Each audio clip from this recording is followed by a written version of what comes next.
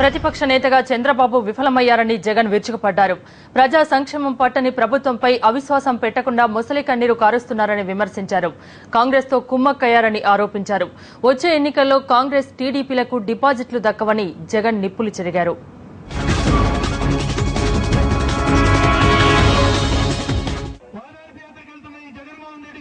విజయనగరం జిల్లాలో వారం రోజుల పాటు వైఎస్సార్ కాంగ్రెస్ అధ్యక్షుడు జగన్ చేపట్టిన ఓదార్పు యాత్ర ముగిసింది. యాత్ర చివరి రోజు జగన్ అధికార ప్రధాన ప్రతిపక్షాలను దుమ్మెత్తిపోశారు. ముఖ్యంగా టీడీపీ అధ్యక్షుడు చంద్రబాబును జగన్ టార్గెట్ చేసుకున్నారు. రైతుకు మద్దతు ధర కల్పించడంలోనూ, ఫీజు రియంబర్స్మెంట్, పావలా వడ్డీకి రుణాలు వంటి సంక్షేమ పథకాల అమలులోనూ విఫలమైన కాంగ్రెస్ సర్కార్తో చంద్రబాబు కుమ్మక్కయ్యారని ఆరోపించారు. ప్రతిపక్షం వైపున్న కనునెత్తి చూద్దామా, మన తరపున ప్రతిపక్షం అన్న పోరాటం చేస్తాదేమో అని చెప్పి ఆశగా ప్రతిపక్షం వైపు కన్నులెత్తి చూస్తే మన కర్మ ఏమిటి అనంటే, ఇవాళ ప్రతిపక్షంలో ఉన్న చంద్రబాబు నాయుడు గారు ఇదే కాంగ్రెస్ పార్టీతో కుమ్మక్కైన పరిస్థితులు ఇవాళ రాష్ట్రంలో కనపడుతున్నాయి.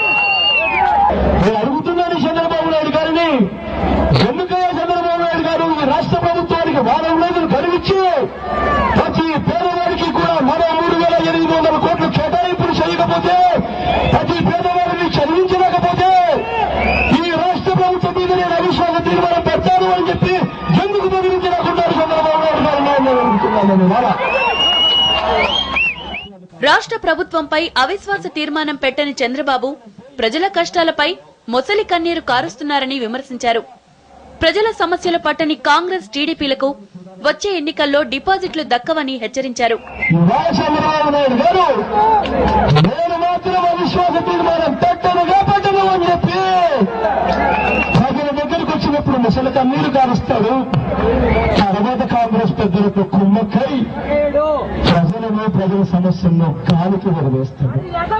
అయితే ఒక్కటైతే నేను చెప్తున్నా, ఈ రాష్ట్ర ప్రభుత్వానికి, ఈ చంద్రబాబు నాయుడు గారికి ఇద్దరికి కూడా మరణ సాధనాలు ఉంటాయని చెప్పి నేను చెప్తున్నాను. తెలుగుదేశం పార్టీని, కాంగ్రెస్ పార్టీ రెండు పార్టీలు కూడా రాబోయే రోజుల్లో ఇద్దరికి కూడా డిపాజిట్ కూడా దగ్గర పరిస్థితులు వస్తాయని చెప్పి నేను చెప్తున్నాను. అటు అనకాపల్లి ఎంపీ సబ్బం హరి కూడా ముగింపు సభలో ఆవేశంతో ఊగిపోయారు. విజయనగరం జిల్లాలో రాజకీయ రాక్షసులు ఉన్నారంటూ కాంగ్రెస్ నేతలపై చిందులేశారు. ఈ విజయనగరంలో ఉన్నటువంటి రాజకీయ రాక్షసుల గురించి మాట్లాడడానికి నేను ఇక్కడికి వచ్చాను.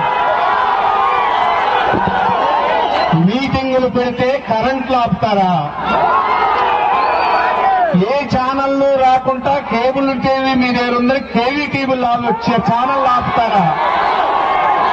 మీరు విజయనగరంలో టెంపరీగా ఇది ఆపగలరేమో కానీ ఆంధ్రప్రదేశ్ ప్రజల గుండెల్లో వైఎస్ఆర్ ని, జగన్మోహన్ రెడ్డి గారిని ఎవరు తొలగించలేరని సభాముఖంగా తెలియజేస్తున్నారు. జిల్లాలో రెండో విడత ఓదార్పు యాత్రను విజయనగరంలోని కోట జంక్షన్ సభలో జగన్ ముగించారు. దీనికి పెద్ద ఎత్తున జనం తరలి రావడంతో వైఎస్ఆర్ కాంగ్రెస్ నేతల్లో ఆనందానికి అవధులు లేకుండా పోయాయి.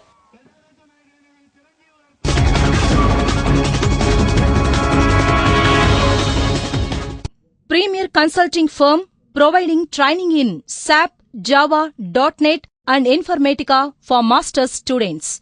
Adrex has a strong team of 70 recruiters and vendorship to Fortune 500 companies. Average consultant bench time is 34 days. Please visit www.adrex.com for more details.